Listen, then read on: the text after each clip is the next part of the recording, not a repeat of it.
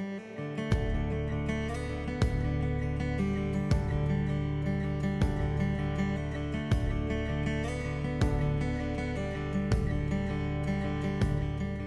Trey Bonner.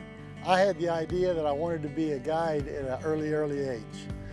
The first thing out of high school, what I did is I packed up and I moved to Idaho because I wanted to be a guide.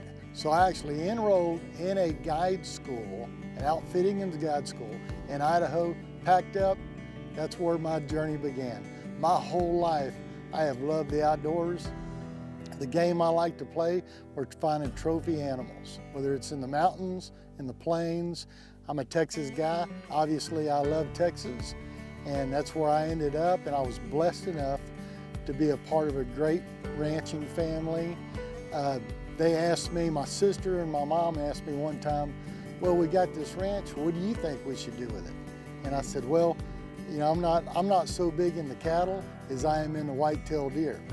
So if it's up to me, I'll trade in my cowboy boots for some deer boy boots. And I've been a deer guy ever since. It's been really good to us. It's been fun. It has been a lot of hard work. There's been a few misses, but we've hit some home runs too. And it's been a blast.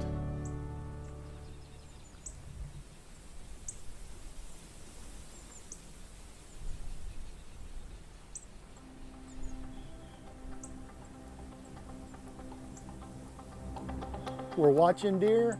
Things are looking good. Everybody's moving around. The does are moving. Young bucks are moving. And sure enough, unbelievable. A buck of a lifetime comes rolling through the brush. Chase and I look at each other. I'm in shock. I haven't had a gun in my hand in 17 years. And here, I'm looking at a buck of a lifetime. A straight up blessing from above is landed in my lap.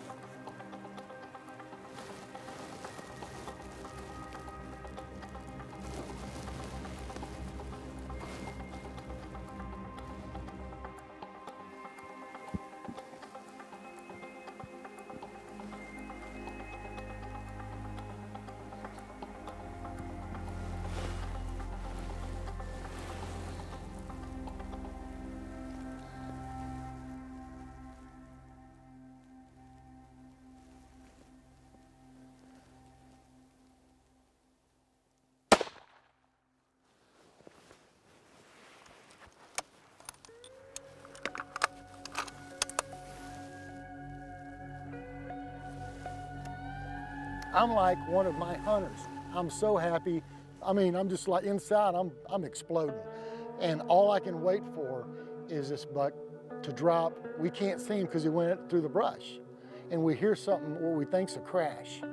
And sure enough, I'm standing up and I look at Chase and I'm like, I think he hit the ground. I think he hit the ground. And you know, that's it. It's real. It's happening. I'm part of it.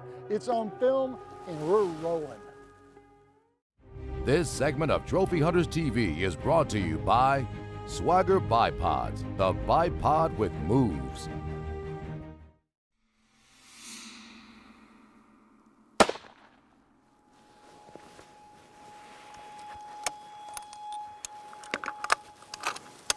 When this buck came out, you know, this is our family ranch.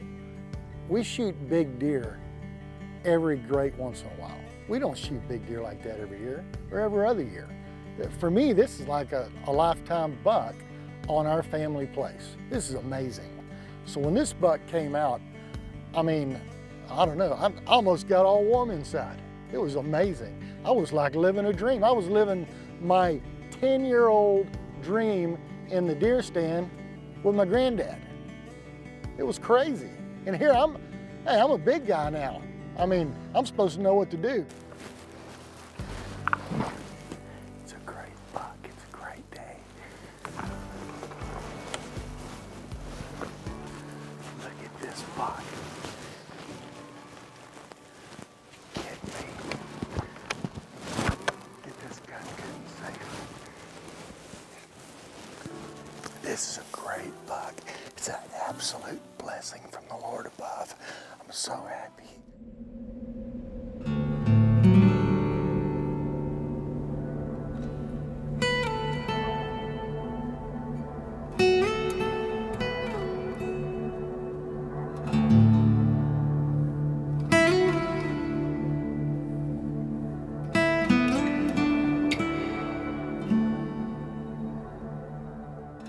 My name is Dave Corrado. Well, I grew up in Pennsylvania, moved out here in '99 with the intention of coming out here just because I loved hunting and fishing. And so I've done everything in the state from antelope to mule deer to elk to turkeys, and I'm a diehard fly fisherman. Well, I tell you what, I've been putting in for premium tags in various states, not just Colorado, but Nevada and Arizona, and I've drawn one antelope tag ever. So I wasn't expecting to get this tag until I was in my 60s. It was on my 10th year, and I had actually been putting in for a completely different unit, and I don't know why, but at the last minute I just decided to try this one, and lo and behold, it worked out.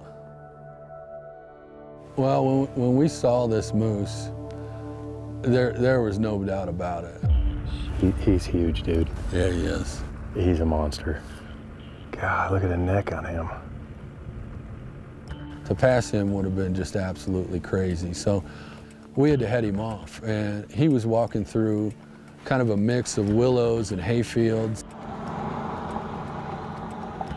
We had to wait for him to move off an area that was a little bit sensitive. It was pretty close to the road.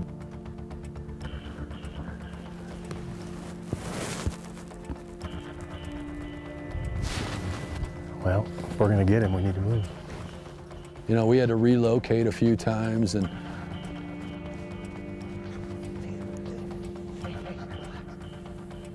just because this animal was moving, you know, getting down on the bipod and getting him in there for a clean, ethical kill, I had a lot of grass, a lot of brush in front of me, and I just did not want to pull the trigger on a marginal shot on an animal like that. Wait. All right, he's clear right there. Can you see him there? He's standing right in that. Still too much grass? I got too much brush in front of him. Okay, grass. hold on. Let's let him. All right, just stay. As soon as he hits that willow, we're gonna move, okay? Okay, you tell me when. Just give him almost. Okay, let's go. Let's go. There you go. For a minute, I didn't think that was going to work out. I thought we just screwed up on one of the best moose anywhere ever. And then we set up on the last clearing. Right here, in the grass. Let's get ready. Okay, he's gonna come out right on that willow line right there. I'm good. Okay, hold on. Okay, to the right. See him? Let him come out. He's 143 where he's at. Let him come out and turn broadside. Let him come out.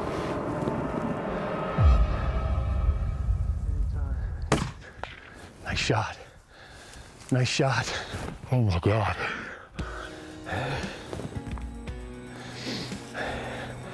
Oh, so boring. Yeah. There's a strip of grass out there. Dude, I was like, why can't you get on him? He's up high. I could not get through that strip of grass. You did the right thing. I didn't want to take a marginal shot. You did the right thing. Dude, he came right to us. I was shaking like a leaf. I could barely load my gun on that bull, and that's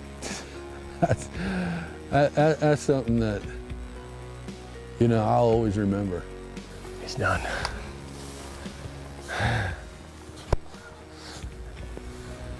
That is a hell of an animal.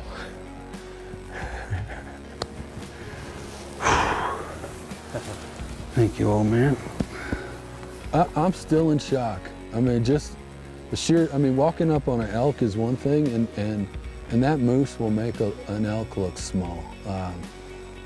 The horns on this thing will not fit in my home. I mean, that's how big this animal is. And so just walking up on him, you know, I was in total shock. This segment is provided by Big & J. The aroma is super strong, the range is super long.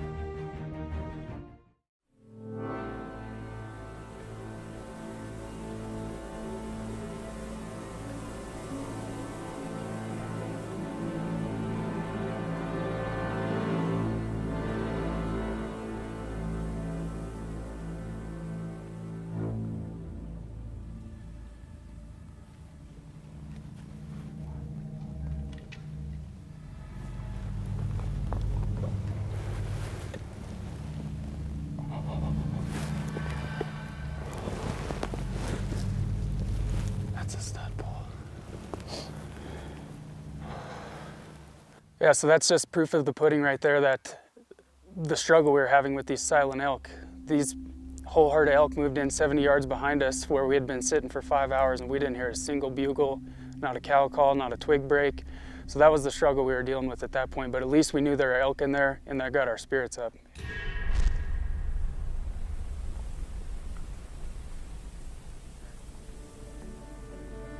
Quinn made a few calls, sat there for about 15, 20 minutes. Then all of a sudden, look over to my left, and here comes the bull that I had had the encounter with this morning, just covered in mud, completely black.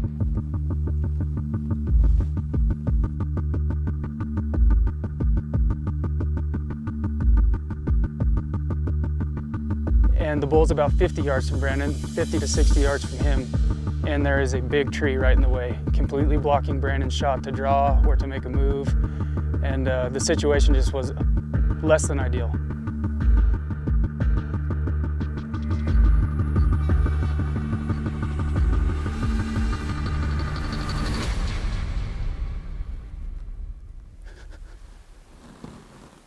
Seems to be my luck.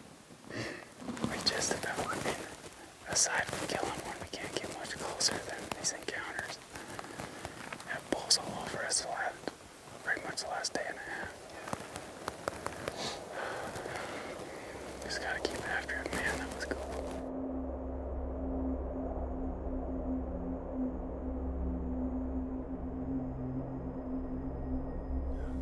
Can't hear anything with this wind, so we're gonna slip down into a little honey hole we have in the deep timber and sit for 30 or 45 minutes and listen. And then if we don't hear anything, we're gonna make a move to where we think that the elk are bedded up. So it's crunch time, we're gonna go get them.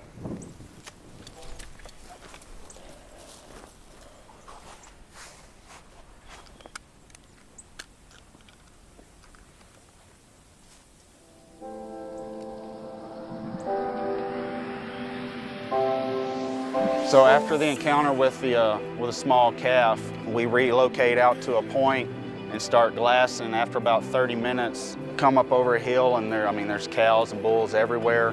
But at this point it's dark and I can't even see my pins.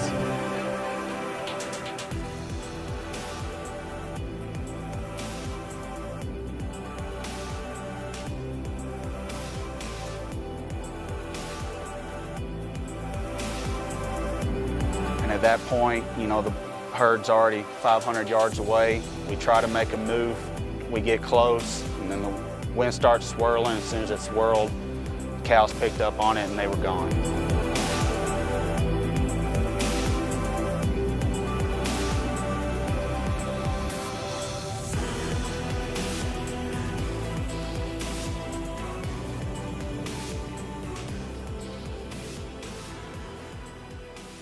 It all comes down to luck and the bull or the elk making the right move that you need to pull off your shot.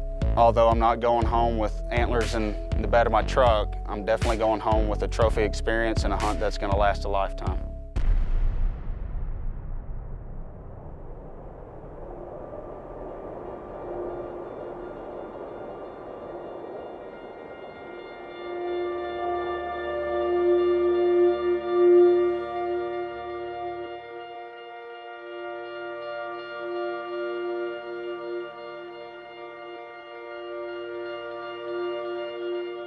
My name's Chris Bogner. I joined the Marine Corps in 2009 and I got out in 2013.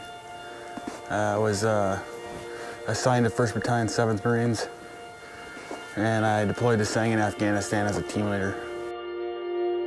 On July 11th, 2012, I was on a foot patrol in the Sangin district. I remember it was like 110 that day, and I had an IED explode 2 feet to my right side. Both my lungs collapsed. It was like getting the wind knocked out of you times 10. Yeah, I spent like 3 weeks in Germany at 2 different hospitals, Landstuhl and then Regensburg, the university hospital there. And then they brought me back to the States at Walter Reed, where I spent a couple weeks, actually closer to a month, and then they sent me to Naval Medical Center, San Diego, and that's where I retired from. So it's about a 4-hour drive from where I live to my hometown. So I'm gonna go home here tomorrow, and I have a deer tag, so hopefully I can fill that, and I'm gonna meet up with a couple of my friends that I grew up hunting with, so I'm always excited about that.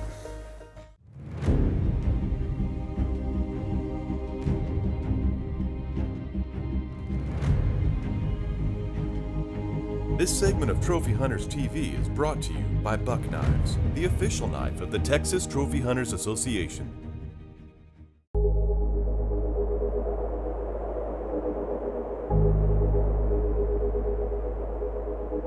We were in a great area for mule deer. I had known this from the past year hunting, but with that wind, it's hard to say if you're gonna see anything moving, so. Yeah, when you're in Montana, the weather can change in a heartbeat.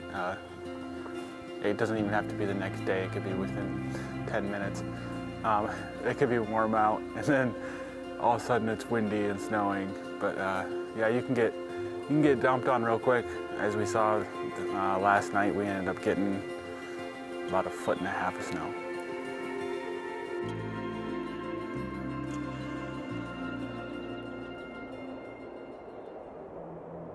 I had this blind set up, and it's right on a bend of the river, and there's just tons of trails going all around it, really not in one direction. Figured that the rut activity would have picked up with the whitetail, because they usually like to rut a little bit before the mule deer out here.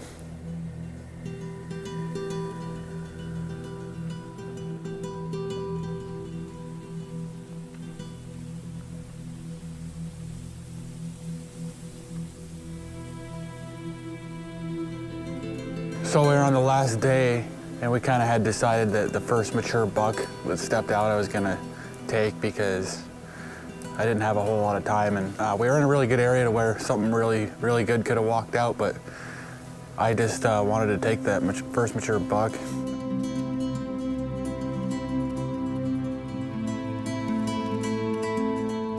About 8:30 that morning, this whitetail came out of nowhere about 20 yards in front of us.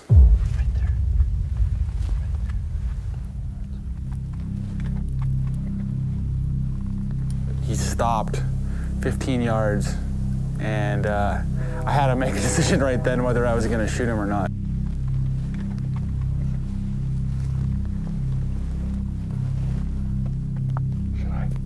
And I knew he was a mature deer. He wasn't anything huge, but he was a 5x5.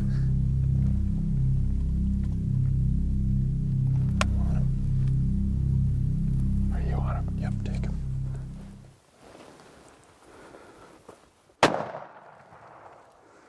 Yeah, we're on him.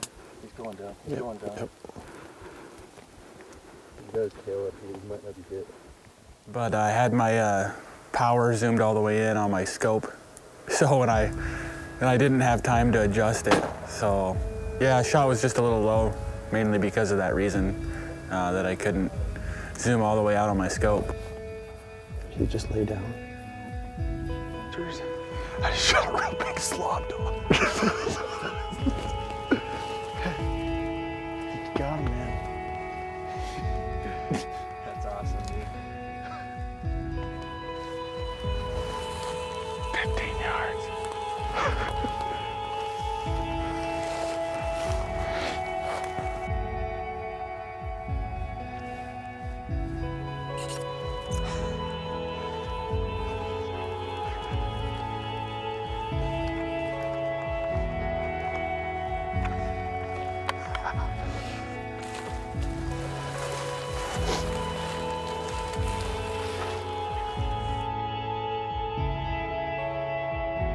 Been busy hunting all year, and everyone's been kind of doing their own thing in the last couple of weeks, so it's been really good to get all three of us back together and have an experience like this.